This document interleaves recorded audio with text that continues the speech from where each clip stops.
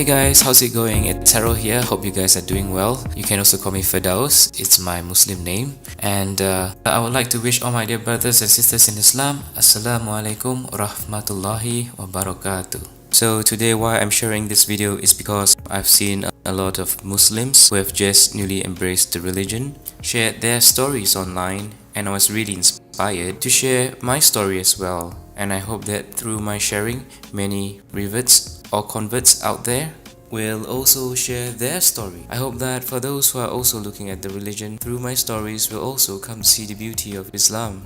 So how I came to embrace Islam. I was baptized when I was a little boy. My parents brought me to church and I've been going to church till I was 20 years old. At that point in time, I felt that that was the path until I went to Australia and I started studying about philosophy, and I started to question a lot of things about life, the meaning of life, why we're here. It basically got me to look deeper into myself and to understand why did I choose to follow Christianity at that point of time. Why did I choose to believe in a God even? And I thought to myself that maybe this is all, a creation of man, that we came up with this idea of needing a supreme being to define things in life, to help us get some sense of security. And I didn't believe in God. I decided to live life based on my terms, and I live my life to the fullest. I just believe in a simple philosophy that as long as I'm kind to others and I'm happy, they're happy, I will then just attract positivity in my life and I can live a happier, fulfilling life. Of course, that did not turn out how I wanted it to be. I was having a lot of fun in Australia, and until one day I got a call from my parents saying that my grandma passed away, and that got me thinking, what if there's really a God? Because as much as I wanted to bring positivity into the world and also to be happy, there are some things in life that you can't control. And that got me thinking, who is in control of death? And I realized that no matter how much I want to control my destiny in life, there's always something that I can't control, and death is one of those things. And I was really sad because my grandma was really special to me, and I was like thinking, why did God take her away from me? Why wasn't I given a chance to say goodbye? I was all the way in Australia and I had to fly all the way back for the funeral. So that got me thinking, that there has to be someone more powerful than death. And that is where I started to think there's a God. I didn't want a religion to tell me at that time who God was. I thought that all religions are just human constructs, like people created religions to feel that they need some form of moral code or security in life. But then the incident with my grandmother got me thinking that there is God, and I became agnostic. Fast forward to the time after I graduated, I came back to Singapore and I was working. As much as I didn't have a religion, money was like a religion for me. I was chasing money, trying to earn every penny, and somehow God brought this lady into my life.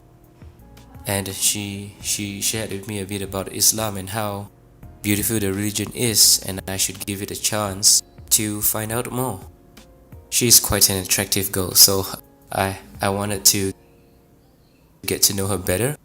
And so I thought, okay, why not, just give it a shot and learn more about the religion, and maybe I can get her to see from my point of view how the religion is flawed. That was how arrogant I was. So I went to Darul Akam, which is the Muslims Converts Center in Singapore, and I was given a basic introduction to Islam. And during that time, the girl that I was dating, she basically told me to write down any questions that I have and to ask the teacher at the end of the class all my questions, and he would be the best person to advise me. So I wrote it down, I gave it a shot.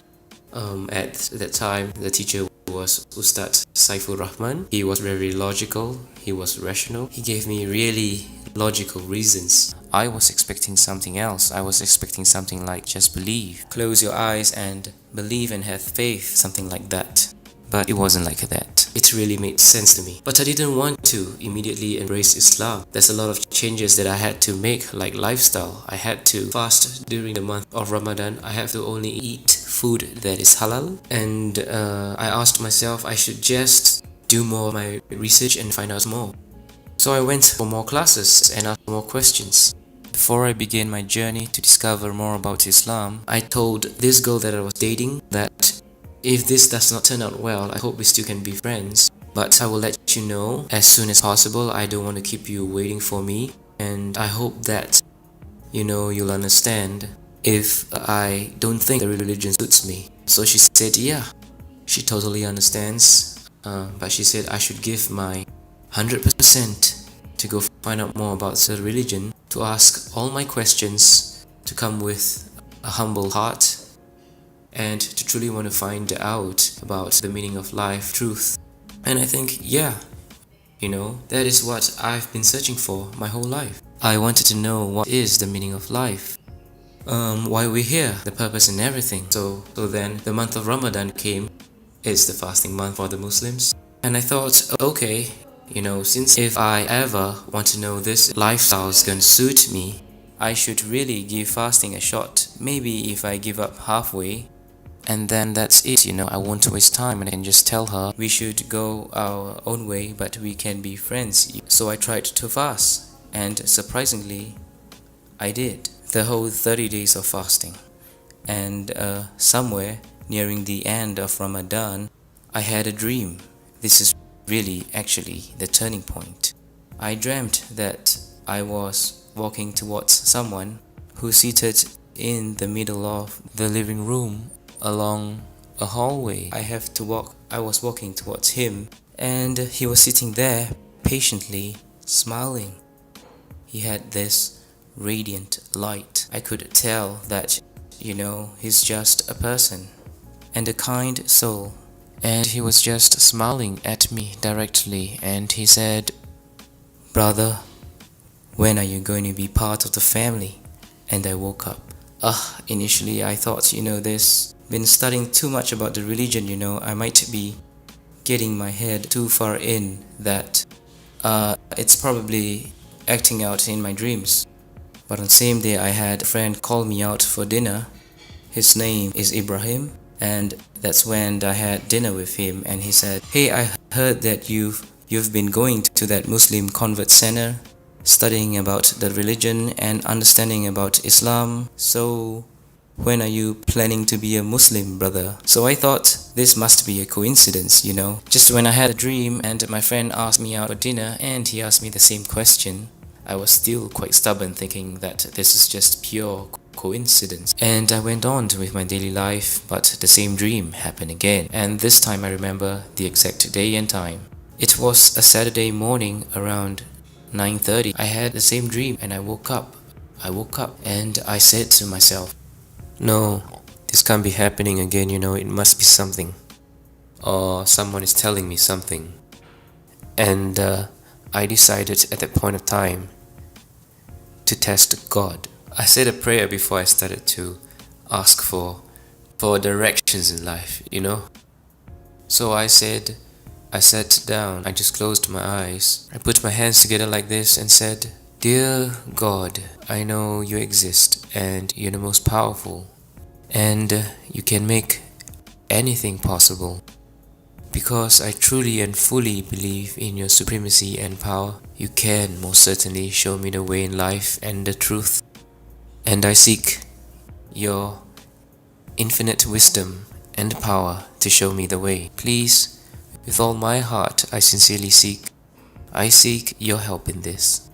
Please, let me know if, is Islam truly the religion for me? Or should I just go back to being who I was?" I said, "I'm going to test you. Unfortunately, I'm going to take a Bible and a Quran and put it beside me. I'm going to randomly flip those pages 3 times. And the first thing that I see, it has to be crystal clear, a message for me, saying to me, this is the truth, this is the way, this is who you should follow. It has to be that simple." So I'm going to start with the Bible because that's where I started. I was baptized, so I'm going to start with the Bible. So I picked up the Bible and I randomly just flipped the page. It wasn't the first page, it was somewhere in between. And it just did not tell me a very clear picture. I had to decipher and to read everything in between and come to a conclusion and all. I said, okay, this is not what I want. I want something clear, like this is it. So I closed the book and I randomly flipped the next page, like somewhere in between, a few more pages down. It's totally random. And again, I did not see an answer. So I did 3 times. 3 times and I wasn't given an answer. I put the book aside and you know what? It's time to give the Quran a chance to tell me. Next thing I did was I randomly closed my eyes and opened the book. And the first thing I saw was this verse from Surah Al-Hajj, verse 54. أعوذ بالله من الشيطان الرجيم بسم الله الرحمن الرحيم وليعلم الذين أوتوا العلم أنه الحق من ربك فيؤمنوا به فتخبت له قلوبهم وإن الله لهادي الذين آمنوا إلى صراط مستقيم. So basically it says, and so those who were given knowledge may know that it is the truth from your Lord, and therefore believe in it, and their hearts humbly submit to it. And indeed is Allah, the guide of those who have believed to a straight path.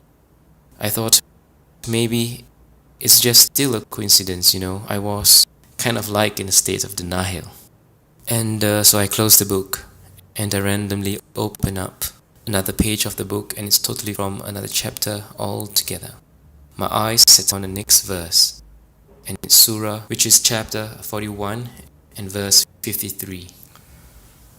أعوذ بالله من الشيطان الرجيم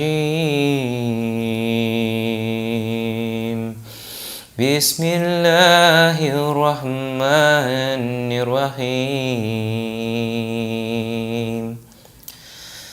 سنريهم آياتنا في الآفاق وفي أنفسهم حتى يتبين لهم أنه الحق أولم يخف بربك أنه على كل شيء شهيد.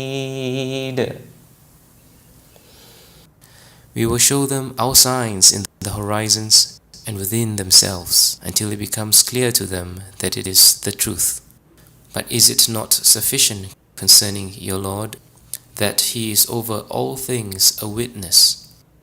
Just paraphrasing what he's saying is like, have I not shown you the signs in the world? Do you still want to question who is your Lord? It was like the second verse was responding to the first one. It's almost like He was speaking directly to me, like God was speaking directly to me. So I felt a shiver down my spine, and I was kind of afraid and at the same time amazed, from that test. And I was then quickly apologized and said I was sorry. I'm sorry for testing you, Lord. But could you please forgive me and accept me as one of your believers? It was like a tremendous feeling of a wave of tears that came straight from inside your heart. Suddenly all that guard is down, and I felt His presence was just there, and it was there all along. And so I said, I can't deny now that I've been shown the truth. I have to take a step forward, So I called Darul Akam and said, how do I become a Muslim? Please tell me. And they said, you have to first register an interest to take the Shahada, and then there's a date planned for you. and there will be an official person to do the registration, and it was a month later, and it was 2nd of November 2014. So that was the day that I took my Shahada, and it was amazing. The feeling was really amazing. It was like all the burden in my heart was suddenly gone. There's complete fulfillment, and suddenly there's an overwhelming feeling and sense of peace. And I just feel that I finally found the truth. I decided to give my girlfriend the good news that I have decided, and so she cried. She said, you know, how many nights I've been praying for you to be, shown the way, to see that Islam is the most beautiful religion, and he answered my prayers. That's what she said. So I felt like this was someone I cannot let go. This is definitely the goal that was meant for me, that God had probably put her in my path to show me the way back home, and it was truly amazing. Yeah, I think we've come to the end of the sharing. I hope you enjoyed my story. Be sure to catch more videos. I'll share with you more about how I learned more about the Quran and more about Islam. I hope that my sharing brought you some hope and feeling of peace. And to all my dear Muslim brothers and sisters, Assalamu alaikum wa rahmatullahi wa barakatuh. Jazakallahu khairan. And to everyone out there, peace be with you. And I hope you have a beautiful, wonderful day ahead. Thank you so much for tuning in, and be sure to subscribe if you like more of my sharing. Take care. Bye.